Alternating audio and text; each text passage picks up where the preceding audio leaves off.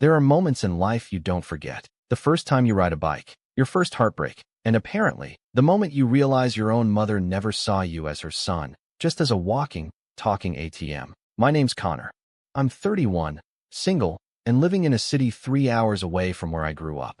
I work as a mid-level software engineer at a mid-sized company. Nothing flashy. No Lumbos, no private jets, no million-dollar startup. But I make decent money, enough to live comfortably, save a little, and help out when people need it. I always thought that's what family did for each other. You help out when you can. You show up when it matters. You support one another. Turns out, I was the only one in my family who actually believed that. I grew up in a small town, one of those places where everybody knows everybody and nobody lets you forget your past. My parents, Diane and Rick, divorced when I was 11. Dad left, moved to Arizona, and more or less disappeared. Mom raised me and my younger sister, Brianna. We never had much growing up. Mom worked 2 jobs most of my childhood. She was tired, stressed, and often emotionally unavailable, but I never blamed her for it. I thought she was doing the best she could. I took on a lot of responsibility early, watching Brianna after school, cooking dinner, keeping things together. When I got my first job at 17, I used most of my paycheck to help with groceries or Brianna's school supplies. I told myself that's just what the older sibling does. Fast forward to college. I got a partial scholarship and worked part-time to make up the rest. Mom didn't have the savings to help, which I understood. Brianna, on the other hand, dropped out of community college after 1 semester, decided college wasn't for her, and bounced around a few jobs before landing in retail. She's 28 now, still living at home, and has this permanent sense of injustice, like the world owes her for daring to exist. She'll say things like, "I could have had a career like Connor if I'd had the same opportunities. Never mind that I built everything from scratch while juggling classes, late-night shifts, and microwaved mac and cheese." About 5 years ago, when I started making decent money, I made what I now realize was my first big mistake. I offered to help Mom out with bills. It started small. A couple hundred for utilities here, a car repair there. Then came the medical bills, the broken washer, the unexpected expenses that always seemed to appear right before rent was due. I didn't mind at first. I was grateful for what she'd done raising us, and I felt like I was finally in a position to give back. It wasn't like I had a family of my own to support, and what's a few $100 here and there? But the thing about generosity is, when people start to expect it, it stops feeling like kindness and starts feeling like obligation. What used to be a "thank you so much" turned into a "we really need this by Friday." Then came the guilt trips. You don't know how hard it is being on a fixed income. Brianna can't catch a break. I just need a little help this month. Only, this month was every month. And Brianna? She wasn't even trying. She'd flake out of shifts, complain about her manager, then text me asking for $200 to cover her phone bill like it was nothing. I started to feel like a backup plan they never intended to stop using. Still, I didn't say anything. I told myself I was keeping the peace. That family comes with baggage. That it was easier to send the money than to argue. But slowly, I started pulling back. Not dramatically, just little things. I stopped offering. If they asked, I'd help if I could, but I stopped checking in weekly or sending surprise transfers when they were short. And I noticed the tone in Mom's voice shift. There was a coldness there. Not outright hostile, but clipped. She started calling less. Brianna barely texted unless she needed something. I chalked it up to distance. I figured, maybe they just didn't know how to ask for help anymore without feeling embarrassed. Then came the day everything shifted. A few weeks ago, I was driving home from work, Bluetooth connected, music playing low. Mom had called earlier, and I must have forgotten to hang up.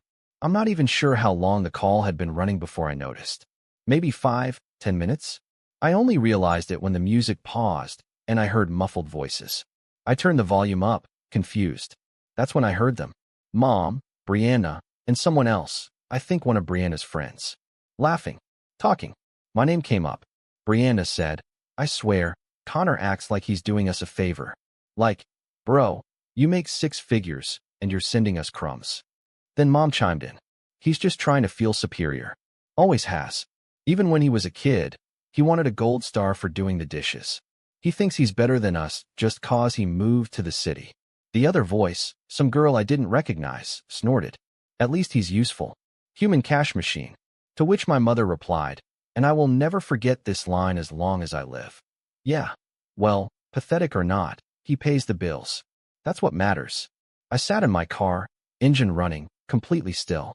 Like if I didn't move, the words wouldn't be real. I ended the call, my hands shaking, and just stared at the dashboard. Pathetic. Human cash machine. That's what I was to them. Not a son, not a brother, just a resource to exploit. And the worst part? I wasn't even surprised. Not really. Deep down, I think I'd always known. But hearing their voices so casual, so smug, it broke something in me. I didn't confront them. Not right away. For a few days, I just went numb. I replayed that call over and over in my head, trying to make sense of it, trying to give them the benefit of the doubt. Maybe it was a joke. Maybe they were venting. But it wasn't a joke. It was how they really saw me. The more I sat with it, the more I realized this wasn't some one-off comment. This was the truth peeking through the cracks. They didn't love me. They loved what I could give them. A week later, I got a text from Brianna. Can you send $300? My car battery died, and I can't get to work. No, hi. No, how are you? Just the usual request, like nothing had changed. I stared at the message for a long time. And that was the moment I finally snapped. I didn't reply to Brianna's text. I just stared at it. Can you send $300? My car battery died, and I can't get to work. No, please. No, I'm sorry to ask again. Just the assumption that I would, because I always had. Like clockwork. Like I was hardwired to fix things the moment they broke. Bills, emotions, relationships, her life. I set my phone down and walked to the window of my apartment. It was raining lightly, just enough to blur the city lights and turn them into watercolor streaks. People walked beneath umbrellas, cars hissed down the wet streets, and everything felt distant. I pressed my forehead to the glass and tried to feel something. Anger, sadness, anything. But I was just drained. I didn't want to cry. I didn't want to scream. I just wanted to be free. I left the text unanswered. The next day, she called. I let it ring. Then Mom called. I sent it to voicemail. 3 hours later, another message popped up, this time from Mom. Hey, sweetie, just wondering if you got Brianna's message. She's really stressed. If you could help her out, that would mean a lot. I stared at the word sweetie for a full minute. The same woman who called me a pathetic cash machine less than 2 weeks ago was now layering on the fake warmth like it would cover the rot beneath. That's when it hit me. This wasn't love. This was customer service. I was only treated well when I was paying. For the first time in my life, I didn't feel guilty saying no. But I didn't send a dramatic message or cut them off. Not yet. I wanted to see what would happen if I just stopped. That week, silence. The next, passive aggression. Mom posted some cryptic Facebook status about how ungrateful some children become once they make it and forget where they came from. Brianna commented with a broken heart emoji and a facts underneath. A few of her friends chimed in, too. SMH hate when that happens. Sad to see real ones change. All vague, but pointed. I didn't respond. I didn't even like the post. Then the group chat lit up. We had this family group chat, started back when I was helping them coordinate Christmas gifts one year. I hadn't said much in it for a while, but suddenly I was tagged. Mom, at Connor, not sure if you saw Bree's message, but she really needs that money. Can you help? Brianna, it's actually super urgent. Can't believe you're ghosting right now. You literally make bank. This is nothing to you. Then came the cherry on top. Mom again. After everything we've done for you. I almost laughed out loud. Everything they'd done for me? You mean raising me? That thing you're legally obligated to do? Or was it the years I spent sacrificing my social life, my weekends, my teenage years, so that Brianna could have stability? The groceries I paid for? The rent I covered that one year when Mom accidentally overdrew her account 3 months in a row? Or the time I paid off Brianna's credit card so she could reset her life, only for her to buy a new iPad 2 weeks later? No. This time, I wasn't letting it go. I typed out a message, then deleted it, then typed another, and deleted that, too. Nothing felt right. I didn't want to fight. I didn't want to argue. I just wanted to be done. So I did nothing. A few days passed, then a full week. I went to work, worked out, saw friends, and didn't once open the group chat. And for the first time in a long while, I felt something close to peace. Until the call came from Aunt Marie. Aunt Marie is my mom's older sister, practical, dry-humored, lives in upstate New York. She and I talk maybe 3 times a year, usually on holidays or birthdays. So when I saw her name flash on my phone during a Tuesday lunch break, I knew something was off. "Hey, Connor," she started, voice soft but strained. "Do you have a minute?" "Yeah, of course. What's up?" She exhaled into the phone. "I just got off the phone with your mother. Well, she's pretty upset. Says you're refusing to help Brianna during a really critical time." I clenched my jaw. "Is that what she told you?" "She said Brianna's car died and that you've been ignoring them. That she's been struggling and you're suddenly acting cold. That something must have changed."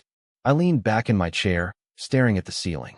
"Marie, do you know how many times I've covered for Brianna's critical times?" She was quiet for a beat. "She didn't mention that. Just that you've been distant." I figured something happened. I told her everything. Not in a rage. Not dramatically. Just plainly, like I was reporting facts. The money. The manipulation. The phone call I accidentally overheard. Every comment. Every laugh. Every time they made me feel like a piggy bank with a heartbeat. When I finished, Marie was silent. "I'm sorry," she said finally. "I didn't know. That's awful." I nodded, even though she couldn't see me. "I'm tired, Marie. I've been trying to be a good son, a good brother. But it's never enough." She hesitated. "Well, I think you need to know something. And I don't say this to hurt you. But this isn't new." I sat up straighter. "What do you mean?" "I mean this dynamic. The way Diane treats you. It started a long time ago. She's always leaned on you more than she should have. Even when you were a teenager. I remember telling her once, 'You shouldn't put all that weight on Connor. He's just a kid.' And she said, 'Connor's the responsible one. He can handle it.' She's always seen you as the one who would fix things." My throat tightened. "I thought she just needed help," I whispered. "I thought I was being a good son." "You were," she said. "But being a good son doesn't mean letting yourself be used." After that call, I sat in silence for a long time. I felt like my entire life had been rewritten in real time.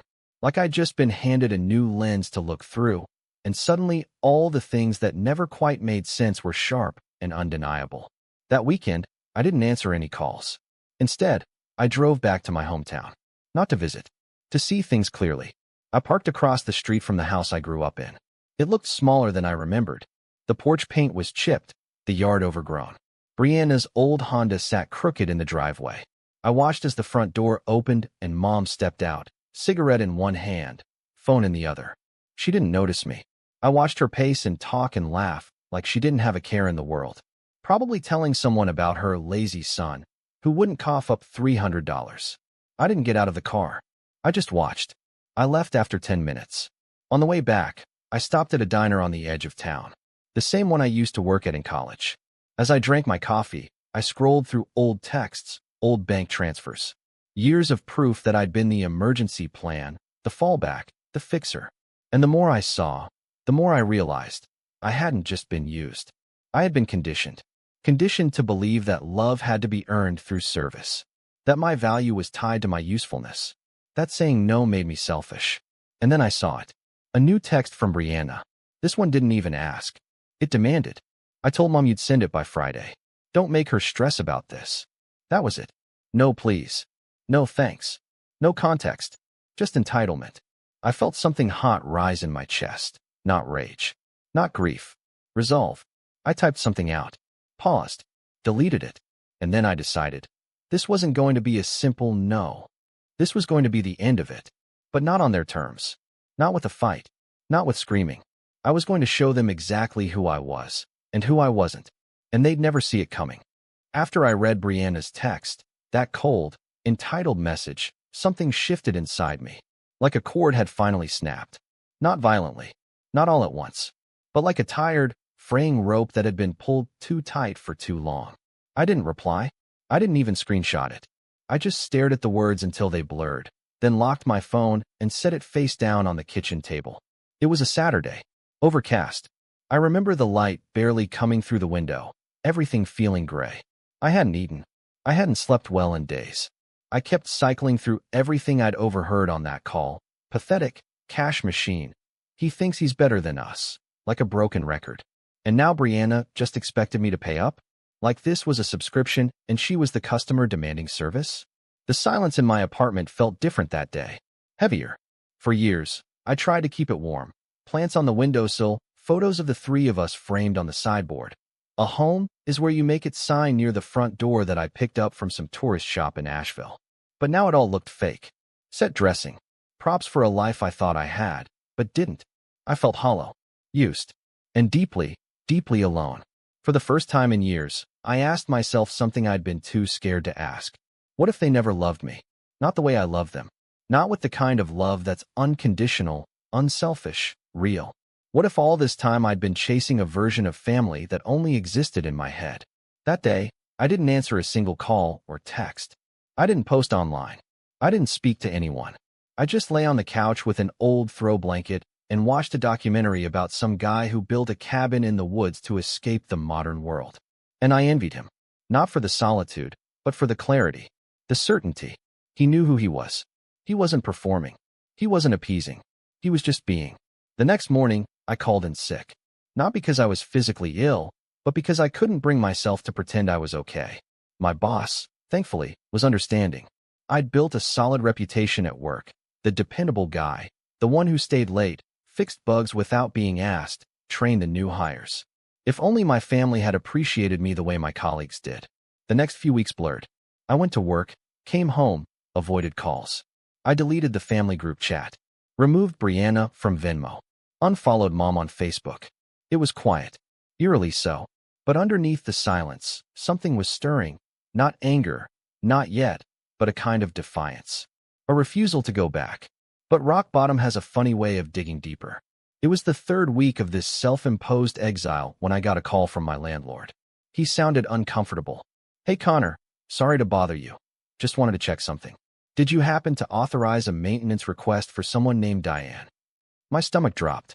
My mom, that's what she said. Claimed she was staying with you and needed a duplicate key. Said you asked her to come water your plants while you were on vacation. I almost dropped the phone. "I'm not on vacation," I said slowly. "That's what I figured," he replied. "Just wanted to double check." She showed up in person. Seemed very confident. I hung up, shaking. My mind raced. Had she seriously tried to break into my apartment? I checked my emails. My messages. I hadn't given her any reason to believe I was away. I hadn't posted a thing. And then I remembered. Years ago, I had once joked that if anything happened to me, she'd know where the spare key was. Buried in a magnet box behind the recycling bin in the basement garage. I ran down 6 flights of stairs. The box was gone. I was furious. But more than that, I was scared. She had tried to let herself into my life, literally. Uninvited. Unannounced. Like my boundaries meant nothing. Like I was her property. Her investment. I changed the locks that night. And that was when I hit the real bottom. Not when I overheard the phone call. Not when I was guilt-tripped over money. Not even when I cut contact. No, it was when I realized that I didn't know who I was without them. I had shaped so much of my identity around being the good son, the helpful older brother, the fixer. Without that role, what was left? I was just Connor, 31, alone in a silent apartment with new locks and dead plants. I didn't cry. I started journaling. Nothing dramatic. Just 1 page every night. A brain dump. Whatever I was thinking, however ugly or small. And slowly, I began to understand something. I hadn't just been giving them money. I'd been giving them power. Over how I saw myself. Over my worth. And I was done with that. Rebuilding didn't happen all at once. It never does. But I began with small things. I took down the photos on the sideboard. Replaced them with pictures from trips I'd taken alone. Hiking in Zion. A blurry photo of me grinning on a rooftop in Lisbon. A candid shot a stranger took of me reading in a hammock in Tulum. I threw out the home is where you make it sign. That home was gone. It never existed. I signed up for a boxing class. Not because I wanted to fight, but because I needed to feel something in my body besides tension and dread. The first few sessions were brutal. I was slow, clumsy, surfer days. But each punch I threw felt like a tiny release. At work, I started speaking up more.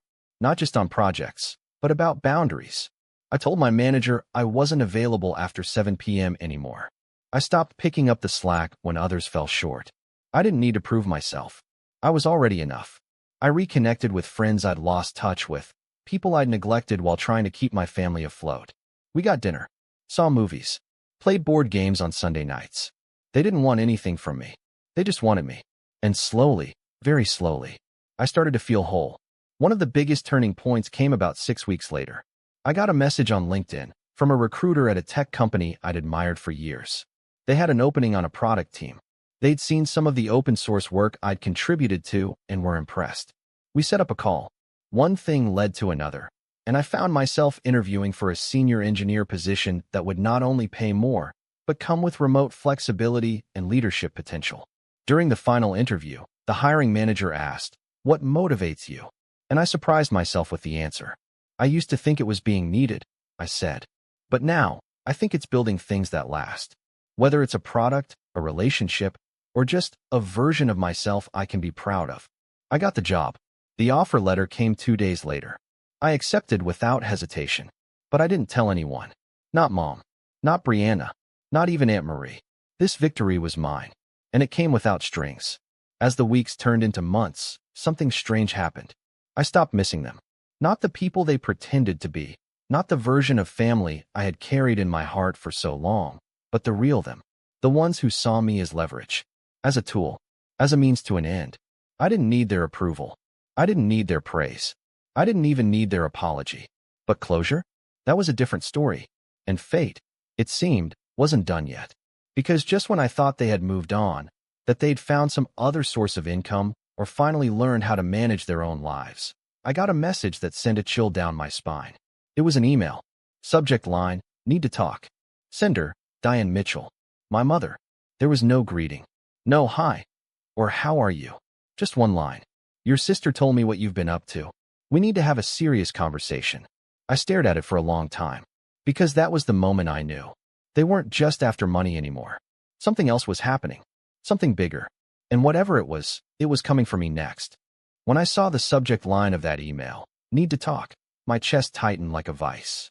It had been 3 months since I'd cut contact. 3 months of silence. 3 months of healing, of clarity, of finally learning how to breathe without the weight of obligation pressing on my ribs. And now she was back. Or at least, trying to be. The email was short. Just that one sentence. "Your sister told me what you've been up to. We need to have a serious conversation." No details. No tone. No clue what she meant by "what you've been up to." My stomach churned. I hadn't told anyone about the new job, the pay bump, the remote flexibility, or the equity package. I'd kept that locked tight, partly out of spite, but mostly out of self-protection. I didn't want them using my success as leverage. I wanted it to be mine. So how did she know? There were only a few possibilities. Maybe she found something online, LinkedIn, a blog post, a company press release. Or maybe, I opened my texts. Sure enough, there it was. A single message from an unknown number. "New job, huh? Not surprised. You always were the golden boy. Must be nice having money to burn." No name. No context. But I knew the tone. Brianna. The timing lined up perfectly. I hadn't blocked her number, just deleted the thread. I guess she found another phone. Maybe a friend's. Maybe a burner. I didn't care. What mattered was that she knew. And she'd told Mom. I should have seen it coming. To them, money wasn't a resource. It was a lifeline. And I'd cut them off cold turkey.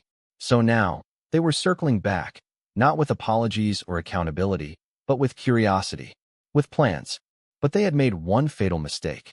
They thought I was still the same person. They thought I could still be guilt, manipulated, used. They didn't realize I had changed. I leaned back in my chair, stared at the email, and felt a cold resolve settle in my chest. They wanted something. And this time, I wasn't just going to say no. I was going to watch them ask. And then take everything away. But to do that, I needed more than silence. I needed a strategy. First, I called Aunt Marie. She picked up after 2 rings. "Connor." "Hey," I said. "Got a minute?" "Of course." "Everything okay?" I told her about the email. The vague tone. The mystery. The suspicion. She sighed. "I was afraid something like this would happen." "You've talked to them?"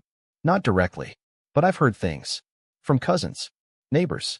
Apparently, your mom's been telling people you're doing really well, and that she's just waiting for the right time to rebuild the family bond." I snorted. That's one way to put it. She's been buttering people up. Playing the forgiving mother role. Trying to set a stage. For what? "I don't know," she said carefully. "But I think she wants something big. Something that requires goodwill." That made my stomach twist again. What could they possibly want now? There was a long pause on the line. Then Aunt Marie said, "Your grandfather left behind some property. Land mostly. Nothing huge. But he left it in a trust for his grandchildren. Plural. Brianna never knew about it because it wasn't supposed to be distributed until both of you turned 30. I always thought it would be split between you. I blinked. I never heard about that. Because your mom didn't want you to. And how do you know? I'm the secondary trustee. That stopped me cold. Wait. So it's real? Yes. The land isn't worth millions, but it's prime location now. Developers are sniffing around. A few months ago, I got a call from a real estate agent saying Diane had approached them, claiming she had the authority to sell it. But she doesn't. No. You and Brianna do. Together. And there it was. The plan. They weren't just trying to cozy back up to me. They were trying to prep me for something. A deal. A favor. A family opportunity. I felt sick. So what happens if I refuse? Marie exhaled. Then nothing gets sold. The trust requires both signatures. That's why they need you. But they don't want to earn your cooperation. They want to force it. I nodded slowly, even though she couldn't see. Thank you for telling me. Connor, she said gently, I know this is a lot, but you need to be careful.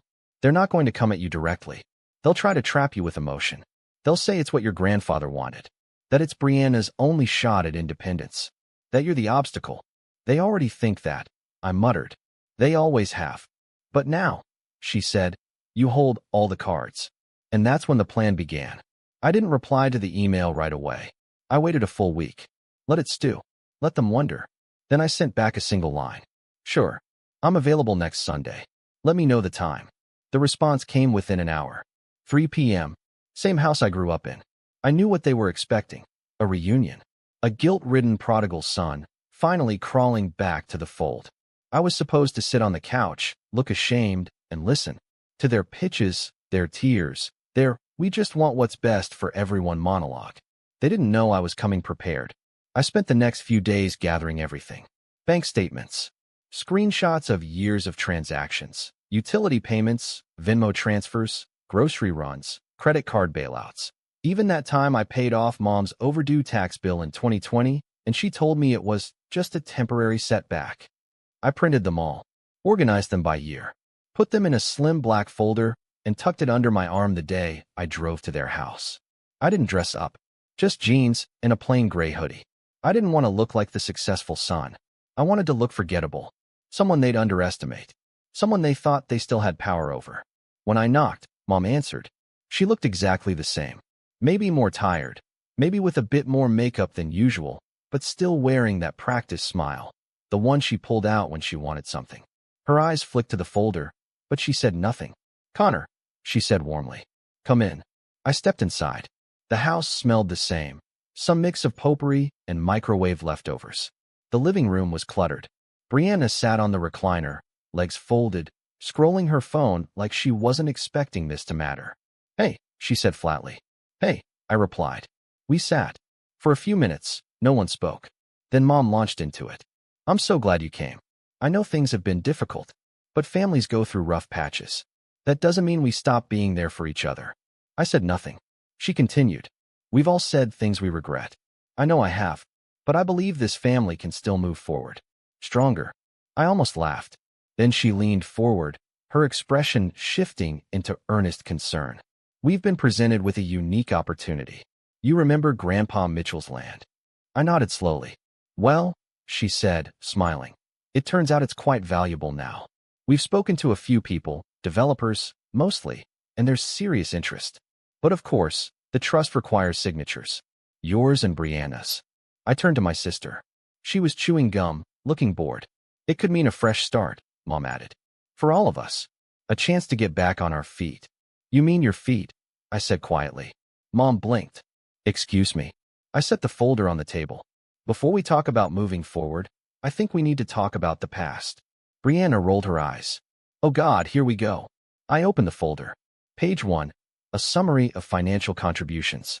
Year by year. I didn't speak for a while. Just let them flip through it. Mom's face shifted first. Confusion, then defensiveness, then something unreadable. This is, she began. Connor, this isn't fair.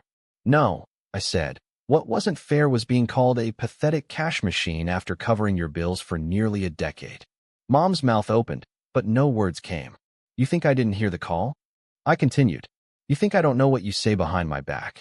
You thought I'd never stop playing the role you cast me in, the fixer. The provider. The obedient son. Brianna scoffed. It's not that deep. We were venting. I turned to her. You're 28, Bri. I was already managing 2 part-time jobs at your age. You can't keep using your childhood as an excuse for being a leech. Her face turned red. Mom raised a hand, trying to stay calm. Connor, we're not asking for charity. We're offering a joint opportunity. A sale that benefits you, too. I leaned back, studying them. Then I smiled. Because I knew something they didn't. They needed the sale. Badly. They had already started making promises. They'd told people it was happening. They'd counted their money before the ink was dry. If I walked now, the whole deal would implode. And I wasn't done yet. This wasn't just about saying no. It was about showing them what it feels like to need and be denied. The air in the room turned brittle after I smiled. That was the moment the balance of power shifted, when they realized I wasn't here to make peace or sign papers. I was here to end things. Mom sat up straighter, her eyes scanning me for signs of softness, some crack she could slip into like she always had. Brianna, meanwhile, folded her arms and narrowed her eyes. So, Mom said carefully, you're refusing to sign? I didn't answer right away. I closed the folder in front of me and gently placed it back in my lap. Then I looked up. No, I said, I'm not refusing. I'm just not ready. Brianna's jaw tightened. What the hell does that mean? It means, I said evenly, that I have a few conditions before I even consider moving forward. You came to me, remember? Not the other way around. And after everything, I think I deserve to set some terms. Mom let out a shaky breath. Connor, honey, this isn't about. Don't call me that, I said. Calm. Measured. You lost the right. Her lips pressed into a thin line. Brianna rolled her eyes. This is so dramatic. Just say what you want already. I turned toward her, and for the first time in my life, I didn't see my little sister. I saw a grown woman who had made 1,000 choices, all of them selfish. I saw someone who had never once helped me, protected me, stood up for me. Someone who'd gotten used to taking and assumed it would never end. You'll both get a copy of a document tomorrow, I said. It's a legal agreement, drawn up by a lawyer I trust. It outlines what percentage of the sale goes to whom, and under what conditions. Mom blinked. But the land is supposed to be split. Equally? Yeah, that's what Grandpa intended. But the trust leaves room for modification with mutual consent. And if I'm going to give mine, then things are going to change. I pulled out a single piece of paper from my folder and slid it across the table. This is a summary. Brianna snatched it and began reading. Her mouth dropped open as her eyes scanned down the page. You've got to be kidding me. The agreement proposed a split. 70% to me, 30% to Brianna. Non-negotiable, I said. Mom's voice turned sharp. That's ridiculous. Brianna is entitled to her half. She's entitled to nothing unless I agree to sign. That's how the trust works. And frankly, after everything she said about me, 30% is generous. Brianna slapped the paper down. You think this makes you look strong? You look petty. I smiled again. No, petty would be what I almost did, which was let the land rot out of spite and leave you with nothing. But then I remembered, I'm not you. Mom leaned forward, her voice soft and desperate now. Connor, please. You don't understand what this could mean for your sister. She's been struggling. She's always been struggling, I said, because she refuses to grow up. And you've enabled her every step of the way. Brianna stood up, fists clenched. You think you're better than us, huh? No, I said, rising too. I know I am. And it's not because I have money. It's because I've taken responsibility for my life. Something neither of you has ever done. I looked down at Mom. There's more. She flinched. You're going to sign a statement, notarized, acknowledging that I've financially supported this family for over 10 years. That the gifts, payments, and favors I've given are not debts or loans, but voluntary support that I am now formally ending. Mom's face paled. Why? Because I'm done. I'm not going to wake up in 5 years and find out Brianna tried to sue me for back pay. I'm not going to let either of you spin some story to relatives about how I abandoned you. I want it in writing. A clean break. Brianna scoffed. Good luck getting us to sign anything. Then good luck ever selling that land, I said, picking up the folder. And by the way, I've already talked to a few developers myself. Turns out, I can sit on this for another 5 years and the value will just go up. You need this now. I don't. I turned to leave. Connor, wait, Mom said. I paused at the door, but didn't turn around. What happened to you? she asked, her voice barely above a whisper. I turned just enough to meet her eyes. You did. And then I walked out. 3 days later, the signed agreement came back. I was stunned, but I shouldn't have been. They needed the money, more than they needed their pride. I took it to the lawyer, who filed the necessary paperwork. Within 6 weeks, the deal closed. The buyers wired the money to the escrow account. I got my share. Brianna got hers, too. But she didn't get it free and clear. I insisted on a clause that placed her portion in a managed trust. She would get monthly payouts, not a lump sum. It protected her from blowing it all and crawling back to me 6 months later. It wasn't kindness. It was insurance. Mom, meanwhile, got nothing. The property was never in her name. She had no legal claim, no stake, no access. But she did get one thing: silence. I never spoke to either of them again. Months passed. The money sat in my account, untouched. I didn't buy a new car. Didn't move to a high-rise condo. Didn't post about it online. I just kept working, traveling, boxing, living. One night, I got drinks with a colleague from the new job, a quiet guy named Elias who once told me he was estranged from his parents, too. After a few rounds, I told him the whole story. He whistled when I finished. Man, he said, shaking his head, you didn't just cut the cord. You burned the whole tree down. I laughed. Not bitterly, really laughed, from the gut. And then I said, yeah, and it's the best decision I ever made. Because it was. Revenge isn't always about destruction. Sometimes it's about clarity, about standing up, not to hurt, but to end the hurt. To build a wall between yourself and the people who never deserved access to your heart in the first place. I didn't need them to apologize. I didn't need them to change. I just needed them gone. And they were. Forever. They're not washing hands over there. Jar Jar, have a seat. And they'll use roadkill, whatever. Like they don't give a shit. No, they're using good food. It was Afghanistan. They were making roast chicken. Oh, come on, dude! I'm telling you, I'll send it to Jamie and you'll watch it. All right. It's exciting. I mean, I ate halal trucks for 10 years when I was broke in New York. Great. They're great. They are great. But I could be eating pigeon and you probably are. Children. Not children, but definitely pigeon. Probably pigeons made it into your mouth a couple of times. All right. Let me find these motherfuckers. I watch so much, dude. YouTube is my number one thing since I'm off social media. I love it. It's my number one thing for distraction. Whoa. Oh, yeah, this is exactly... Jamie, you're the best. This is it. Most cheap food in Afghanistan. This guy, he sets up, they cook all this stuff, and you watch... I mean, it's like a 40-minute video or something. How long is it? Yeah. It's like a 40-minute video. I watched the whole thing. Just like at home, chilling after a long day's work, just watching people cook street food in Afghanistan. It looked fucking delicious. Look at those spices. My God. Yeah, and they have meat in this stew pot, and it's like, a big wok, it looks like. Yeah. And they boil it up with all this salt and all these herbs and spices. And then they got these roast chickens, and they take these chickens and they stick them in spikes. If you back up the video a little bit, it's earlier in the video, you show they take these chickens and they just have this big flame in the middle, and then they stick these chickens all around the flame.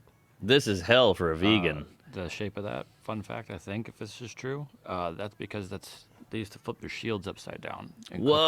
Oh. It's sort of like with the Genghis Khan stir fry. Oh, that makes sense. Genghis grill. I love it. That makes sense. Yeah, that man. Totally makes sense. Wouldn't it be great if the end is just a big drone strike? Well, we don't bomb Afghanistan anymore. We send them money.